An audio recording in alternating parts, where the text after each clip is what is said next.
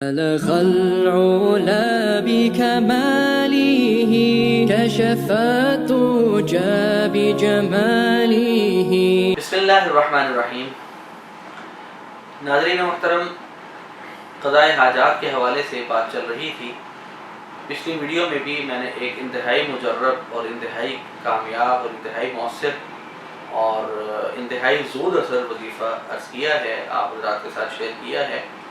اور وہ وظیفہ اگرچہ تھوڑا لمبا ہے، اس میں روزانہ کی جو پڑھائی ہے وہ بھی لمبی ہے اور 41 دن کا ہے. پھر اس کے بعد میں نے کہا کہ 21 دن تک ایک تعداد چلے گی، پھر اس کے بعد روٹین میں اس کو 41 بار پر لانا ہے. تو میں نے سوچا کہ اس کے ساتھ ہی ایک مختصر وظیفہ بھی بتلا دیا جائے، کیونکہ بہت سے لوگ ایسے ہیں جن کے پاس یا تو ٹائم نہیں ہے، یا بہت سے لوگ ایسے ہیں کہ جن کی پڑھنے کی رفتار کم ہے، وہ اتنا بڑا وظیفہ کر نہیں سکتے. شوق تو بہت رکھتے ہیں، لیکن بہت سے لوگ یہ کہتے ہیں کہ ہمیں شوق تو ہے لیکن ہمارے پاس یا ٹائم نہیں ہے یا ہماری رفتار اتنی نہیں ہے کہ ہم اتنی زیادہ مقدار میں کچھ پڑھ سکیں، تو ہمیں کوئی مختصر سا بتا دیں. تو ان حضرات کے لیے بھی میں نے ایک وظیفہ سوچا کہ وہ بھی شیئر کر دیا جائے. اور یہ وظیفہ بھی آپ ویزے کے لیے استعمال کر سکتے ہیں. جیسے کہ میں نے اس وظیفے کا کہا نا کہ آج کل چونکہ ظاہر ہے لوگ ویزوں کے لیے بہت زیادہ بھاگ دوڑ کر رہے ہیں، بہت سے لوگ کوشش میں ہیں کہ ہم بیرون ملک جا کے سیٹل ہو جائیں.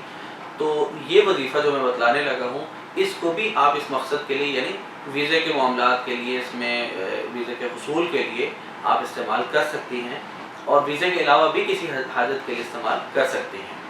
تو یہ وظیفہ صرف فجر کے بعد کرنا ہے اور 70 بار کرنا ہے، اور وظیفہ بھی آسان سا ہے. سورۃ توبہ کی آخری آیت کا ایک حصہ ہے. سورۃ توبہ کی آخری آیت کا حصہ ہے. میں پڑھ کے بھی سنا دیتا ہوں اور انشاءاللہ آپ کو اسکرین پر بھی دکھلا دیا جائے گا.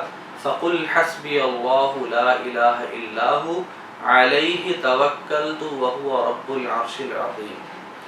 یہ آیت کا یعنی یوں سمجھے کہ ایک حصہ آپ نے فجر کی نماز کے بعد 70 بار پڑھنا ہے، اور جو شخص اس کو 70 بار پڑھ لے گا انشاءاللہ دن کے تمام معاملات، تمام امور اس کے لیے آسان ہو جائیں گے.